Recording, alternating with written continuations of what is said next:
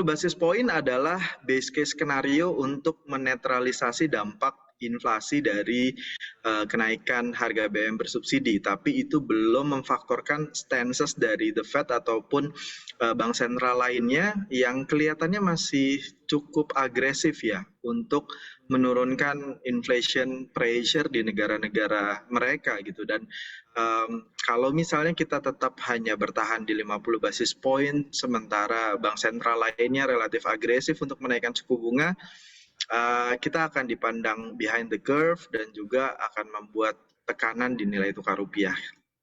Kalau saat ini kita ngambil base skenario kan 50 basis point-nya, nanti akan seperti apa posisi dari nilai tukar? Nah, kalau kondisi nilai tukar kita sekarang kan bahkan tadi secara daily aja sempat ke 15.500.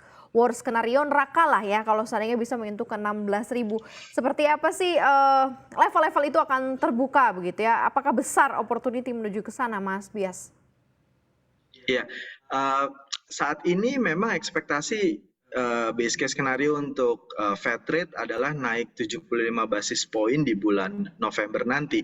Jadi kalau misalnya kita naik 50 basis point, saya pikir agak sedikit lebih rendah daripada yang diminta atau diekspektasikan oleh pasar gitu ya Mbak. Jadi mungkin akan ada tekanan rupiah lagi atau bahkan mungkin bertahan di level sekarang, karena pada dasarnya di level sekarang 15.500, 15.600 sudah memfaktorkan adanya selisih defisit lah ibaratnya antara BI rate dengan Fed rate gitu ya.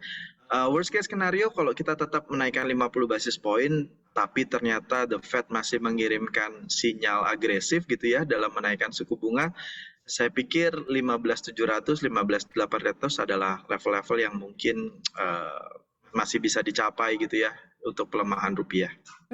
Agak berat berarti nantinya untuk sektor finansial secara keseluruhan ya, Mas Bias. Anda melihatnya seperti apa sih untuk mungkin sektor-sektor yang akan cukup terdampak signifikan, apalagi mungkin emiten yang punya hutang dalam dolar, exposure dolarnya besar, ini akan sangat berat sekali tampaknya untuk menghadapi nilai tukar yang sangat tinggi. Seperti apa Mas Bias? Iya, sebenarnya ada dua sudut pandang terhadap itu. Kalau yang pertama secara absolut memang nilai tukar rupiah kita melemah cukup signifikan gitu ya kalau ke 15.700 atau 15.800 karena memang kita terbiasa di bawah 15.000. Tapi kalau kita perhatikan dari sudut pandang relatif terhadap mata uang lainnya ya terhadap US dollar yang memang melemah sudah lebih dari 20-30% terdepresiasi terhadap US dollar. Nilai tukar rupiah sebenarnya masih outperform atau pelemahannya masih lebih baik dibandingkan dengan mata uang negara-negara lain gitu ya. Jadi ada dua sudut pandang terhadap bagaimana kita melihat nilai tukar rupiah. Tapi yang paling penting dijaga kalau menurut saya adalah volatilitasnya.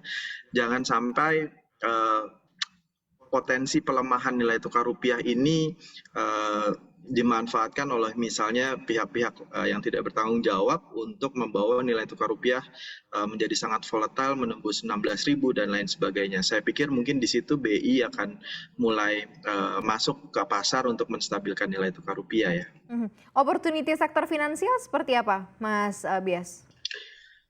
Sektor finansial kalau kita bicara banking, perbankan, banking system kita punya very least exposure ke currency kalau menurut saya. Karena nggak terlalu banyak mismatch currency antara deposit maupun kredit yang mereka salurkan gitu. Jadi memang banking kita, perbankan kita masih relatif domestic oriented, jadi tidak akan terlalu banyak signifikan mempengaruhi net interest margin misalnya. Tapi memang volatilitas di nilai tukar rupiah seringkali membuat likuiditas menjadi ketat gitu ya, karena banyak orang menjadi risk off gitu ya dan membuat tidak terlalu banyak aktivitas transaksi keuangan yang terjadi karena pelemahan nilai tukar rupiah atau volatilitas nilai tukar rupiah. Jadi saya pikir di situ regulator yang harus mulai turun tangan gitu ya untuk melakukan market operation untuk mempertahankan likuiditas yang ada karena volatilitas nilai tukar rupiah. Tapi kalau dampak spesifik langsung, saya pikir ke sektor perbankan relatif netral ya. Dengan kondisi beberapa sentimen atau tekanan yang terjadi saat ini, sebenarnya sektor apa sih yang cukup Anda lihat cukup resilience ya, atau cukup aman lah investor untuk bisa masuk ke sana? Kalau kita bicara tentang pelemahan rupiah, tentu saja mungkin yang export oriented, yang memang adalah US dollar earners itu adalah sektor-sektor yang diuntungkan. Kembali lagi misalnya harga sektor komoditas, baik itu tambang maupun CPO ya, itu adalah beberapa sektor yang justru diuntungkan karena memang pelemahan rupiah.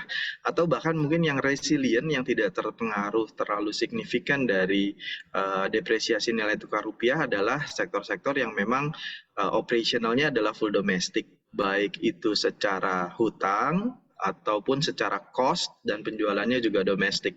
Itu yang tidak akan mengalami gangguan sama sekali dari pelemahan nilai tukar rupiah. Ada sektor telekomunikasi yang surprisingly ternyata sekarang exposure-nya ke US dollar currency sudah relatif jauh lebih kecil dibandingkan beberapa waktu lalu.